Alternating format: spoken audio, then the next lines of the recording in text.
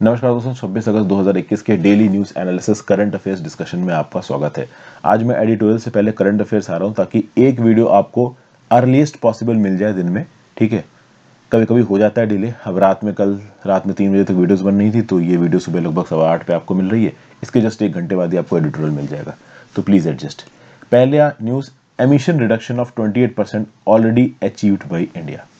देखिए, इंडिया ने अपने नेशनली डिटरमिन्ड कंट्रीब्यूशन में ये बोला था कि भाई हम लोग 2005 के लेवल के रिस्पेक्ट में 2030 तक 35% रिड्यूस कर देंगे अपने एमिशंस को। लेकिन ओवरऑल ये कहा जा रहा है कि 2005 के कंपैरिजन में इंडिया अब तक ऑलरेडी अपने एमिशंस को 28% कम कर चुका है। एमिशंस मतलब कि हम लोग जितना भी ओवरऑल कार्बन डाइऑक्साइड के इक्विवेलेंट ग्रीन हाउस गैसेस को एमिट कर रहे हैं उसकी बात हो रही है। तो 2005 में हम जितनी गैसेस एमिट करते थे उसके रिस्पेक्ट में हम 28% गैसेस कम एमिट कर रहे हैं 2021 में, जबकि हमारा टारगेट है 35% कम एमिट करना 2030 तक। मतलब 2030 तक तो हम बहुत और कम एमिट करने लगेंगे। मतलब we are on our way to meet our obligations under NDCs. Paris climate change जो हुआ था, COP21 हुआ था, वहां पे सबने अपने अपने कमिटमेंट्स दिए थे। ठीक है, तो हम अपने कमिटमेंट पूरे कर रहे हैं।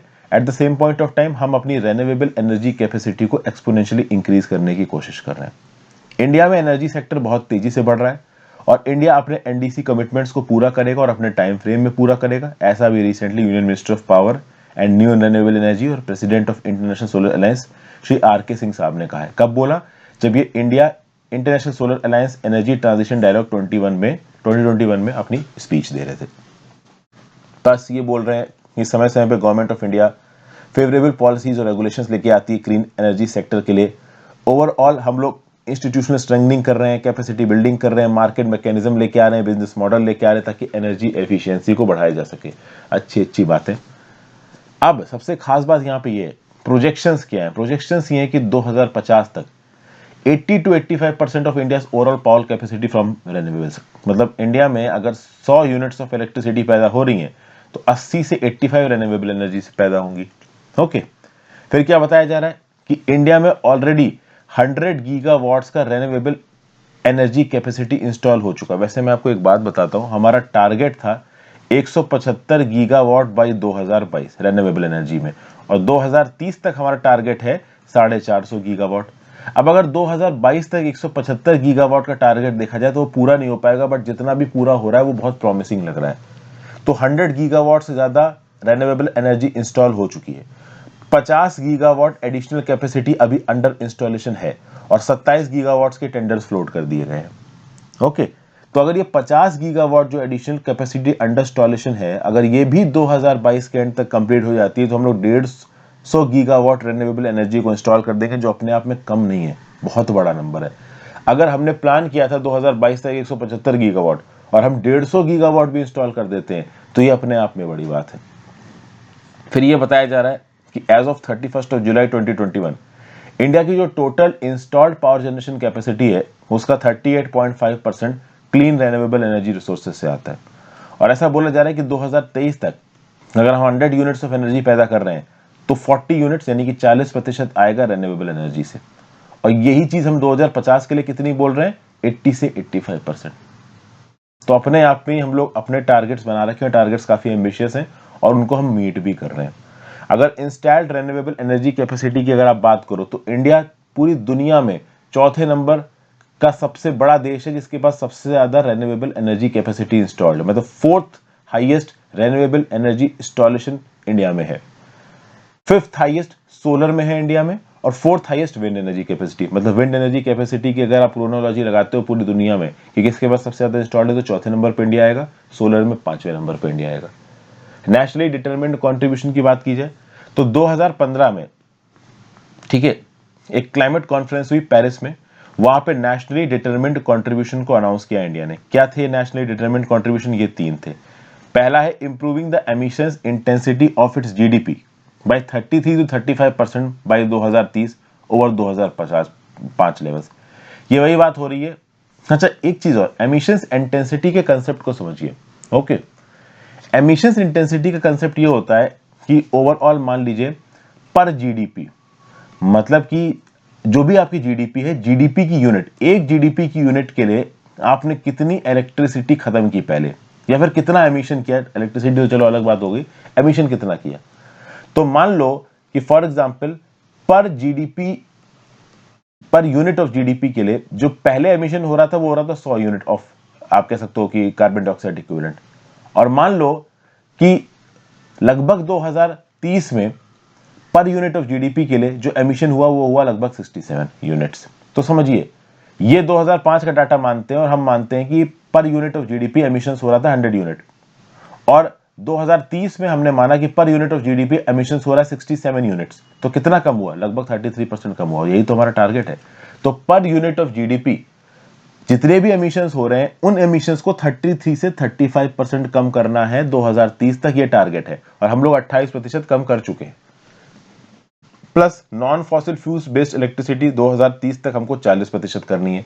और ऐसा यहाँ पे बताया जा रहा है कि हम 40% शायद 2023 तक ही कर देंगे। मतलब हम बहुत एडवांस में अपने टारगेट्स को पूरा कर रहे हैं। प्लस हम अपना फॉरेस्ट कवर बढ़ाएंगे जिससे हम additional 2.5 to 3 billion tonnes of carbon dioxide सोख सकें। फिर इंटरनेशनल सोलर लाइन्स की बात हो रही है। ये एक इंडियन इनिशिएटिव है जिसको प्राइम मिनिस्टर ऑफ इंडिया और प्राइम मिनिस्टर ऑफ फ्रांस ने 30 नवंबर 2015 को लॉन्च किया था। इसके बारे में बात होती रहती है। ये पीपीटी भी आपको अवेलेबल हो जाएगी और वेबसाइट पे कंटेंट भी अवेलेबल हो जाएगा, वहां पे आप चाहो तो रेफर कर सकते हो। जीएस पेपर 2, जीएस पेपर 3 में न्यूज आपको काम आएगी। आगे बढ़ने से पहले वीडियो पे लाइक का बटन दोस्तों, अगर अब तक आपने इस चैनल को शेयर और सब्सक्राइब नहीं किया है, इस वीडियो को लाइक नहीं किया कर दीजिए।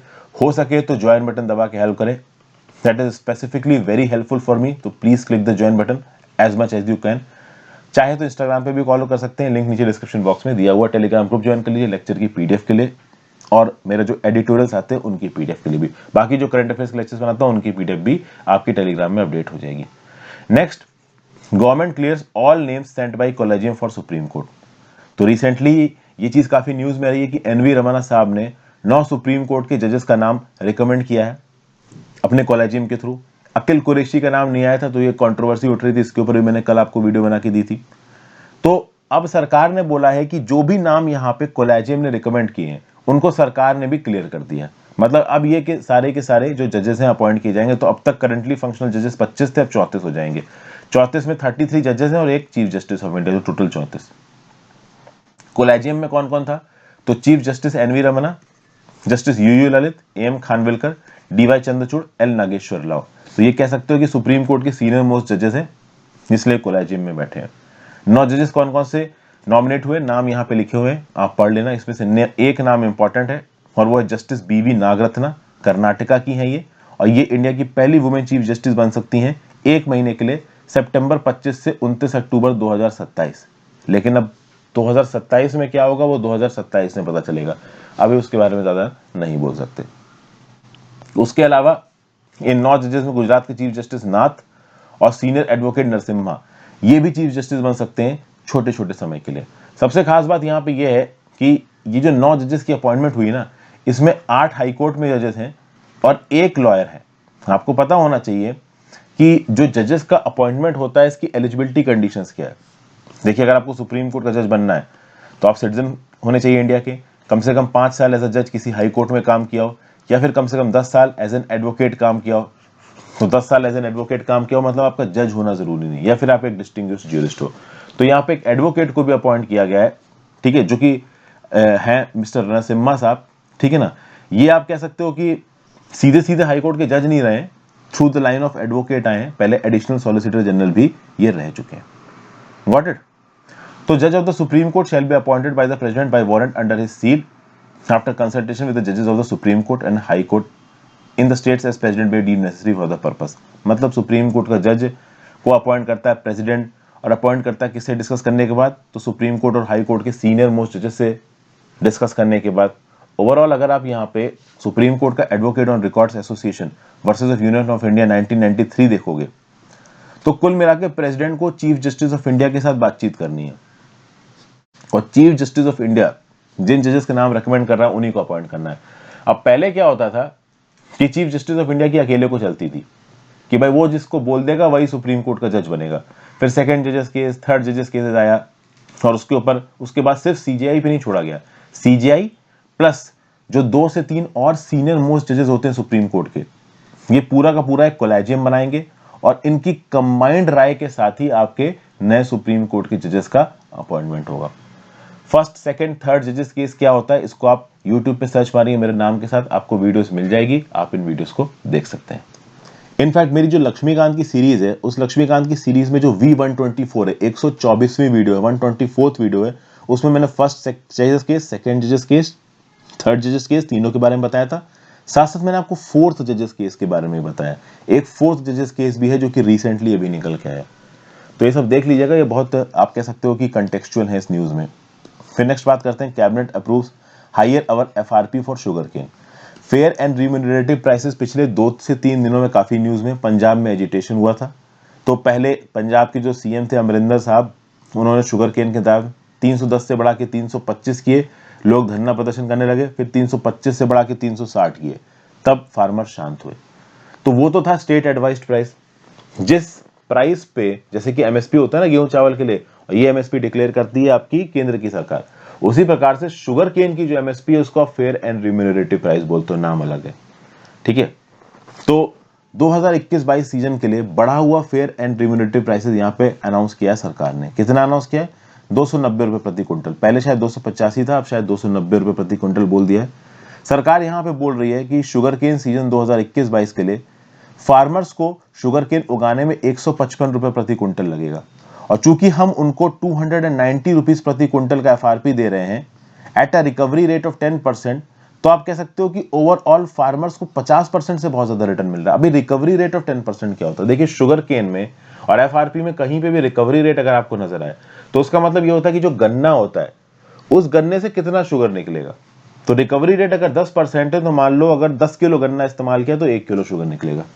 और रिकवरी रेट आपकी गन्ने की क्वालिटी को डिसाइड करता है। अगर गन्ना ज्यादा शुगर केन दे रहा है, मतलब शुगर केन से शुगर दे रहा है, तो ऑब्वियस सी बात उस गन्ने की क्वालिटी ज्यादा होगी और वो मार्केट में ज्यादा पैसा खींचेगा।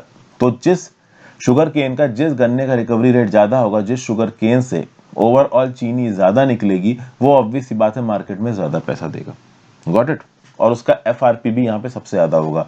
आपको मैंने जो स्टेट की वीडियो बनाई थी, स्टेट एग्रीड प्राइसेस वाली, FRP वाली, जहां पे मैंने पूरा का पूरा पंजाब के फार्मर्स का मुद्दा समझाया था, वहां पे मैंने आपको ये भी बताया था कि 3 क्वालिटी के आपके शुगर केन होते हैं, ओके, और वो क्वालिटी आपके रिकवरी रेट पे ही डिपेंड करती है। फिर अभी जो करंट शुगर चल रहा है 2020-21 का, इसमें लगभग 2,976 lakh tonnes of sugar cane, जिसकी कीमत है 91,000 करोड़, इसको परचेज किया शुगर मिल्स ने। ये बहुत ज्यादा है और सेकंड हाईएस्ट है। मतलब जो राइस का, पैडी का प्रोक्योरमेंट हुआ MSP पे, उसके बाद अगर किसी चीज का सबसे ज्यादा प्रोक्योरमेंट हुआ है हमारे देश में तो वो शुगर केन का हुआ है। दुख की बात यह है कि दोनों ही वाटर गजलिंग क्रॉप्स हैं, मतलब कि दोनों ही बहुत एक्सेसिव अमाउंट ऑफ पानी इस्तेमाल करती हैं राइस और शुगर केन पैदा होने में। तो हम कुछ नहीं कर रहे हैं, इस प्रकार की क्रॉप्स को पैदा करके अपने वाटर रिसोर्सेज को तबाह कर रहे हैं। डेवलप्ड कंट्रीज इस प्रकार की क्रॉप्स पैदा नहीं करती, वो इनको इंपोर्ट करती, क्योंकि उनको पता है कि इनको अगर हमने पैदा किया तो ये हमारा पूरा पानी खा जाएंगी। प्लस एक और बात, दुनिया भर में बड़ी बड़ी शुगर केन जो प्रोड्यूसिंग कंट्रीज है उसमें इंडिया भी एक है, ब्राजील एक है। अब चूंकि इंडिया में शुगर केन बहुत ज्यादा पैदा होता है तो उतना ज्यादा ना डोमेस्टिक डिमांड है और ना ही उतना एक्सपोर्ट है, तो बहुत सारा शुगर केन बच जाता है, बहुत सारा शुगर बच जाता है। तो इसलिए सरकार ने यह भी बोला है कि लगभग 60 लाख मेट्रिक टन 2024-25 तक इथेनॉल बनाने के लिए डाइवर्ट किया जाएगा। और इथेनॉल का काम क्या होता है? तो इथेनॉल ऑयल ब्लेंडिंग में इस्तेमाल किया जाता है। पेट्रोल डीजल में कुछ हद तक, कुछ परसेंटेज तक इथेनॉल मिला दिया जाता है, तो ओवरऑल फ्यूल कंजम्पशन एफिशिएंट हो जाता है। तो जो शुगर हम एक्सपोर्ट नहीं कर सकते या डोमेस्टिक मार्केट में इस्तेमाल नहीं कर सकते, बचे हुए शुगर को इथेनॉल सेक्टर को डाइवर्ट कर दिया जाएगा 2025 तक। कितना? 60 लाख मेट्रिक टन तक उससे इथेनॉल बनाया जाएगा उस शुगर से, और फिर उस इथेनॉल को ऑयल ब्लेंडिंग प्रोग्राम में इस्तेमाल किया जाएगा, जिससे ओवरऑल हमारी फ्यूल एफिशिएंसी भी बढ़ेगी और फार्मर्स को पैसा भी मिलेगा। क्यों? क्योंकि देखिए, शुगर डाइवर्ट किया जाएगा इथेनॉल बनाने के लिए, इथेनॉल बेचा जाएगा ऑयल मार्केटिंग कंपनीज को, और पिछले 3 शुगर सीजन में लगभग 22,000 करोड़ रुपए की पेमेंट की है ऑयल मार्केटिंग कंपनीज ने। किसको? इथेनॉल बनाने वाले को। तो ऑब्वियस सी बात है, अगर आप शुगर को इथेनॉल बनाने के लिए डाइवर्ट कर रहे हो और फिर ये इथेनॉल ऑयल मार्केटिंग कंपनीज को बेचा जा रहा है, तो पैसा अल्टीमेटली शुगर फार्मर्स के पास ही पहुंचेगा। तो इससे शुगर फार्मर्स की जो वायबिलिटी है वो और बढ़ जाएगी, उनके पास एक सोर्स और आ जाएगा पैसा कमाने का। फेयर एंड रिम्यूनरेटिव प्राइस क्या होता है? तो इसको commission for agriculture cost and prices recommend करता है। अप्रूव इसको cabinet committee on economic affairs करेगा। दाम कौन से ऑर्डर के प्रोविजन से तय किया जाता है? तो एक शुगर कोन कंट्रोल ऑर्डर है, उसके प्रोविजन से तय किया जाता है।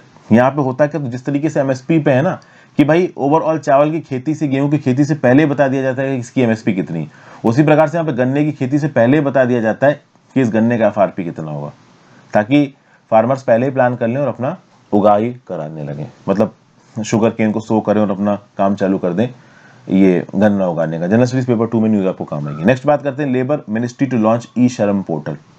ठीक है ना, ई श्रम पोर्टल पता नहीं क्या गवर्नमेंट एम्प्लॉयज को शर्म दिलाना चाहते हैं कि अनऑर्गेनाइज लेबर्स का मदद करो, जो भी हो।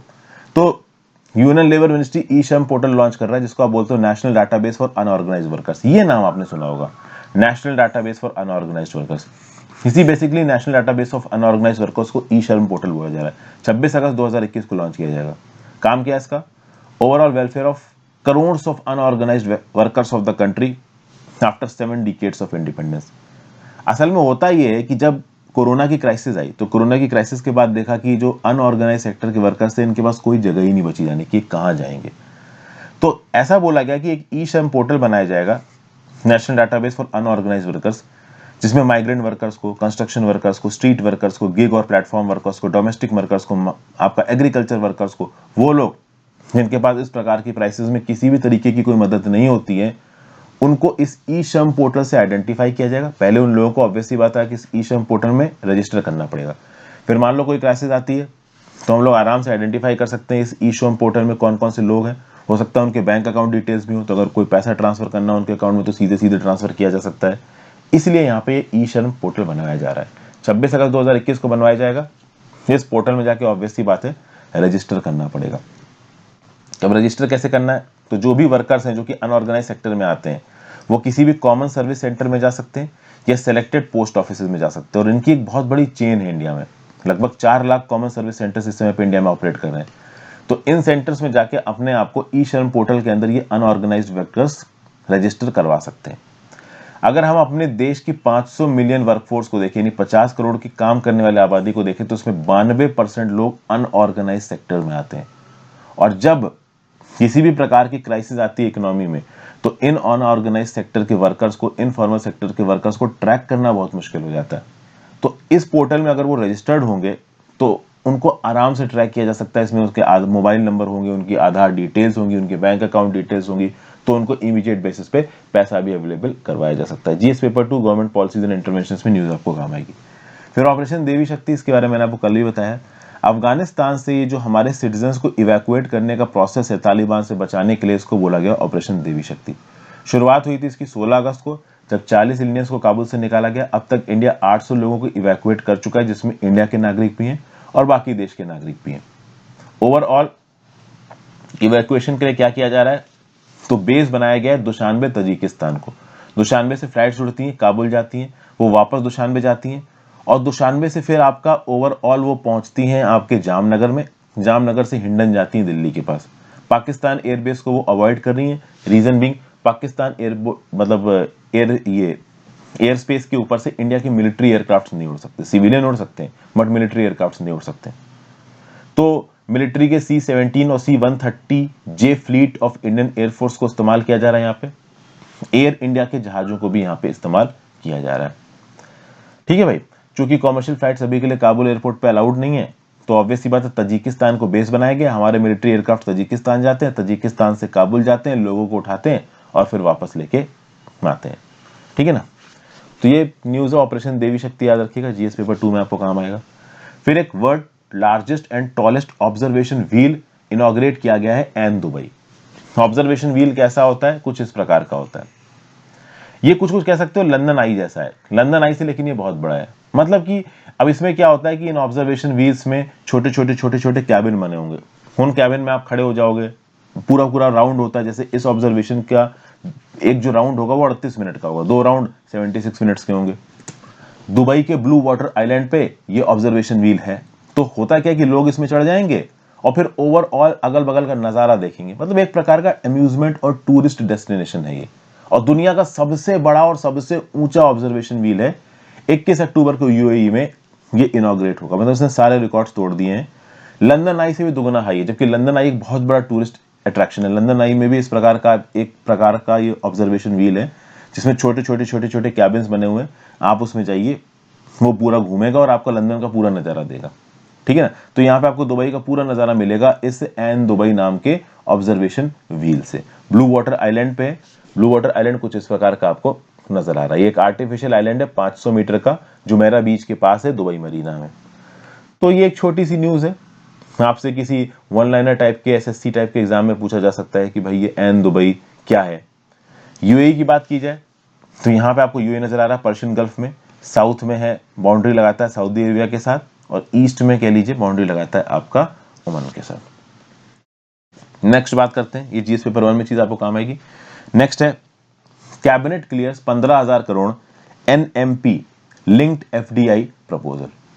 अभी ये क्या सीन है, एनएमपी आपको पता है ना, नेशनल मोनेटाइजेशन पाइपलाइन। अभी नेशनल मोनेटाइजेशन पाइपलाइन में सरकार क्या कर रही है कि हमारे देश के जो सरकारी एसेट्स हैं उन सरकारी एसेट्स को किराए पे दो, जिनको बेचा जा सकता है उनको बेच दो, मतलब जिसको सरकार बेचना चाहे।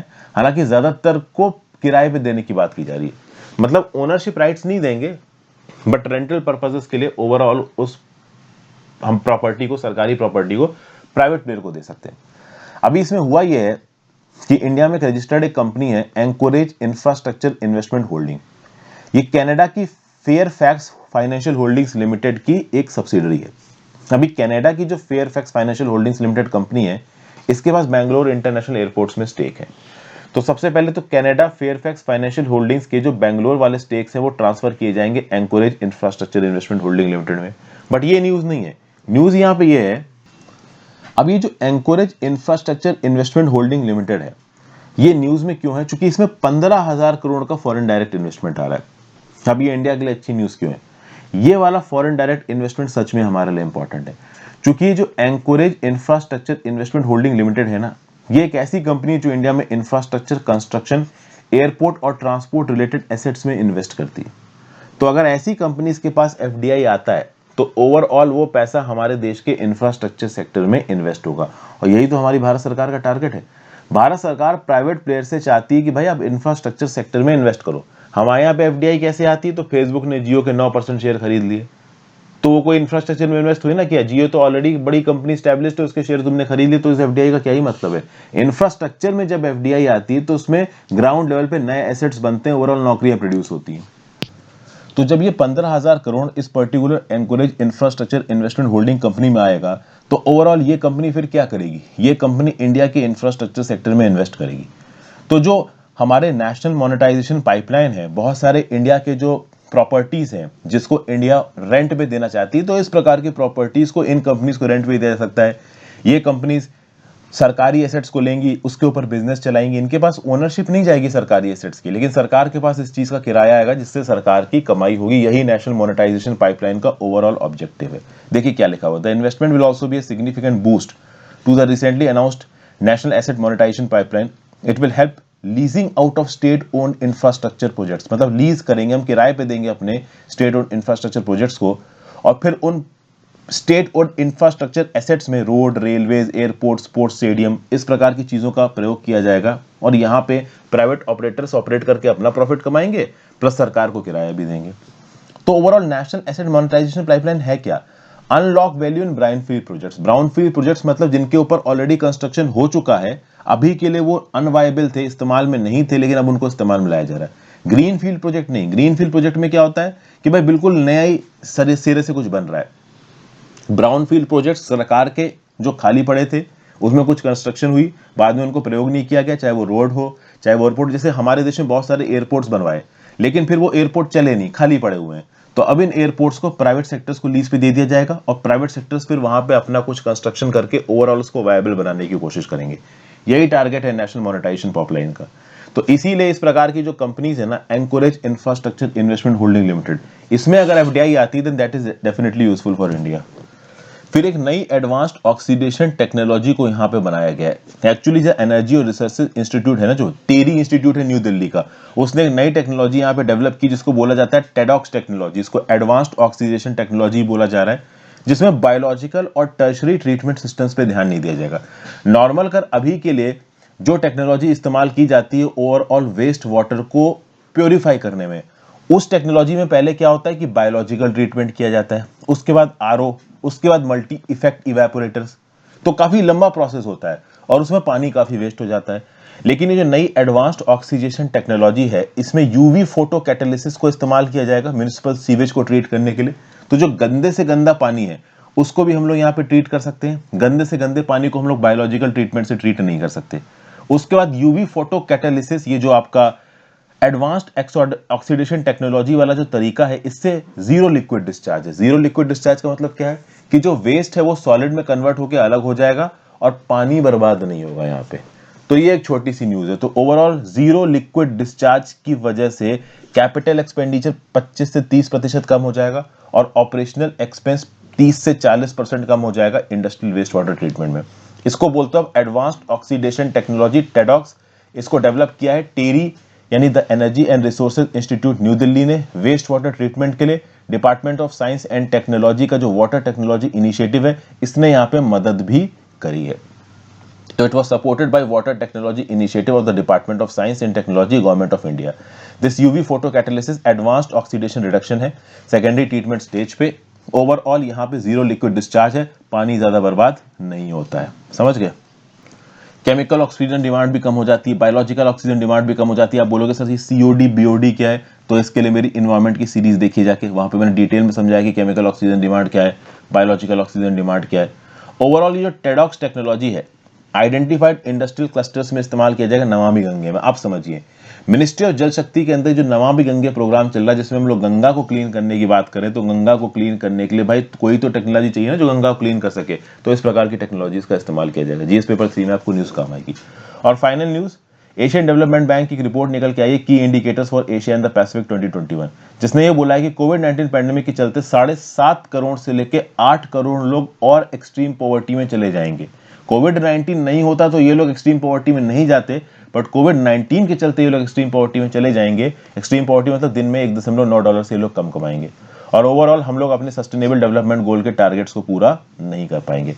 एज ऑफ 2017 203 मिलियन लोग बिल्कुल एक्सट्रीम पॉवर्टी में थे, जो कि 5.2% था।